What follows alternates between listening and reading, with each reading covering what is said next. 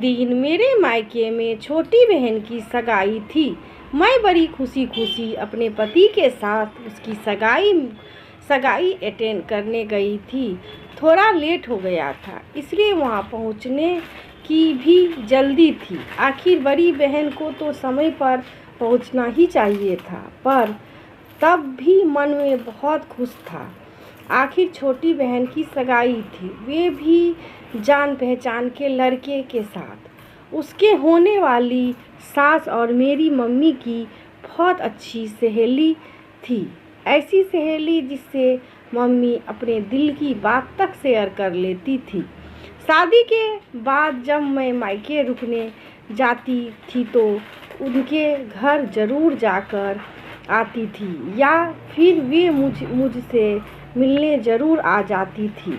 मैं जब वहाँ पहुँची तब सभी रिश्तेदार आ चुके थे, यहाँ तक कि बहन के होने वाले ससुराल वाले भी। मैं सबसे अच्छे से मिली थी, बड़ों को प्रणाम किया और छोटों से उनके हाल चाल पूछा। पर पता नहीं क्यों मुझे कुछ अजीब सा लग रहा था। सब लोग मुझे बड़ी बेचारी के साथ देख रहे थे। मुझे लगा शायद ये मेरी गलतफहमी है। जब पति को वहीं बाहर दूसरे रिश्तेदारों के साथ छोड़कर मैं अंदर कमरे में गई तो भाभी और मम्मी के साथ बैठी औरत मेरे ही बारे में बात कर रहे थे और मेरे पति और ससुराल वालों की बुराई कर रही थी। यह सब सुनकर तो मैं दंग रह गई और वहीं दरवाजे पर खड़ी रह गई। मेरी ताई जी औरतों से कह रही थी, हाय राम, हमारी बड़ी बेटिया को तो देखो, अपने ससुराल में बहुत ज़्यादा दुखी है।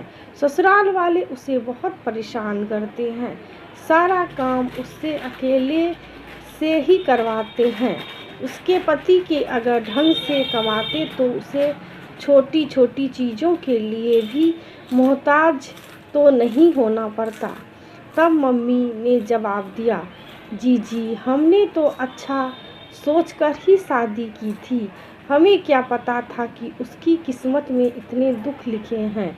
अब छोड़िए ना मम्मी जी, आज के दिन भी आप क्या बात लेकर बैठ गई हो। आज आपकी छोटी बेटी की सगाई है, फिलहाल तो उस तरफ ध्यान दो। भाभी ने मम्मी को समझाया। तभी भाभी की नज़र मुझ पर पड़ी और मुझे देखते ही वह बोली, अरे दीदी, आप आ गई। वहाँ दरवाजे पर क्यों खड़ी हो, अंदर आ जाओ। आज तो वाकई बहुत लेट कर दिया आपने आने में। सगाई का प्रोग्राम शुरू होने ही वाला था, सब आपका ही इंतज़ार कर रहे थे। इससे पहले कि मैं कुछ जवाब देती, ताई जी बोली, अरे इसकी किस्मत तुम लोगों की तरह कहाँ, इसे घर का सारा काम अकेले करके आना पड़ता है, ऊपर से अपने ससुराल वालों के लिए रोटियां और सेक कर आई होगी। अजीब लोग हैं ससुराल वाले, जब इसे भेजेंगे तभी तो ये यहाँ आएगी। चलो चलो उठो, आप सब लोग प्रोग्राम शुरू करो, मुहूर्त निकला जा रहा है। भाई पापा अंदर आते हुए कहा। उनकी बातें सुनकर सब लोग बाहर आ गए और प्रोग्राम शुरू हो गया। लेकिन लोग मुझे अभी भी बेचारगी की नज़रों से देख रहे थे और आपस में खुसूर कर रहे थे। खैर थोड़ी देर में सगाई का प्रोग्राम हो गया और होने वाले नव दंपति ने सबके पैर छूना शुरू किया। सब लोगों को आशीर्वाद दे रहे थे। मेरे पास भी दोनों आए और मेरे पैर छुए तो मैंने भी उन्हें आशीर्वाद दिया। तब छोटी बहन की होने वाली सास मेरे पीछे ही बैठी हुई थी। उन्होंने धीरे से मेरे कंधे पर हाथ रखकर हमदर्दी जताते हुए कहा, देख मीरा, मेरी होने वाली बहू, अपनी जैसी किस्मत का आशीर्वाद मत देना। इसकी किस्मत बहुत ही बुलंदियों पर है। मेरा बेटा भी बहुत अच्छा कमाता है। भगवान की कृपा से हमारे घर में तो बहू को बेटी की तरह रखा जाता है। मैंने उनकी तरफ हैरानी से देखा तो उन्होंने कहा, बुरा मत मानना, अब जिसकी किस्मत में जैसा होता है उसे वैसा ही मिलता है। अब जो हो गया सो हो गया, उसे तो पलट नहीं सकते। लेकिन अब तुम भी थोड़ी हिम्मत करो और अपने पैरों पर खड़ी हो जाओ, ताकि बार बार पति के सामने हाथ ना फैलाना पड़े। आखिर तुम्हारा बेटा भी अब इतना बड़ा हो गया है कि स्कूल जाने लग गया है। अब तो कुछ ना कुछ करने की कोशिश कर ही सकती हो। सुनकर वकाई बहुत बुरा लगा।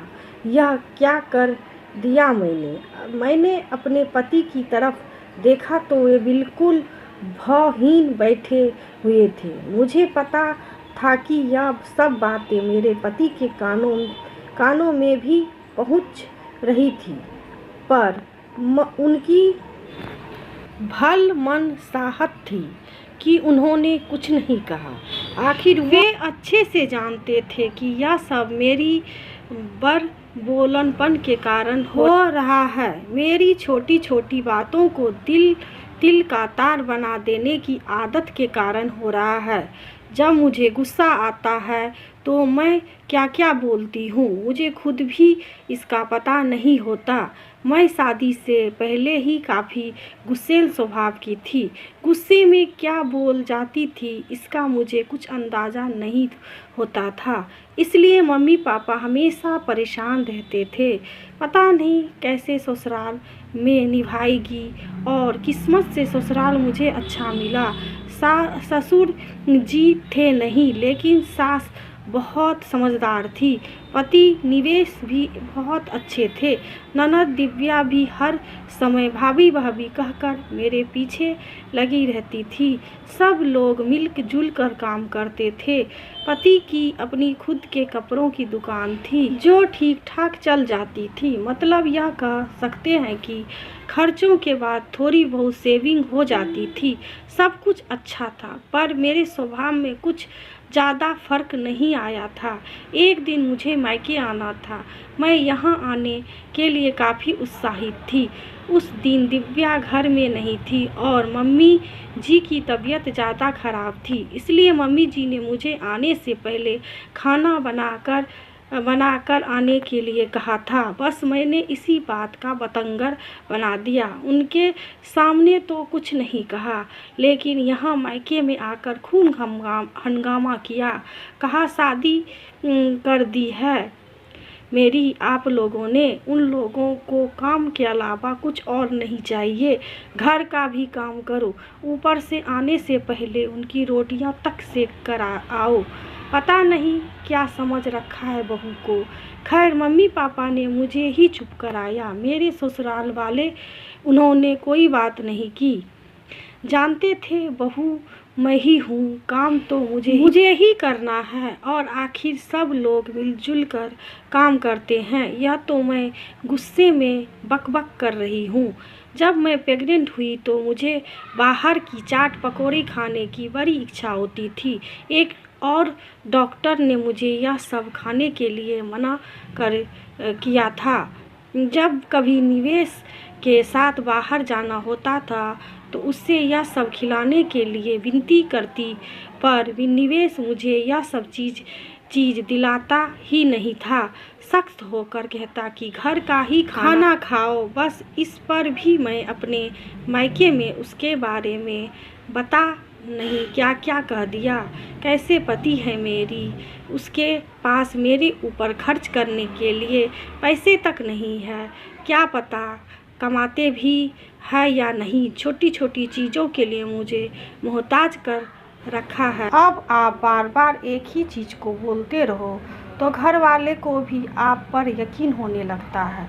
बस यही कारण था कि मेरे पापा तो मुझ पर विश्वास नहीं करते थे, पर मेरी मम्मी अब धीरे धीरे मेरी बातों में आने लगी थी। अब मम्मी भी लगने लगा था कि वाकई उनकी बेटी बहुत दुखी है।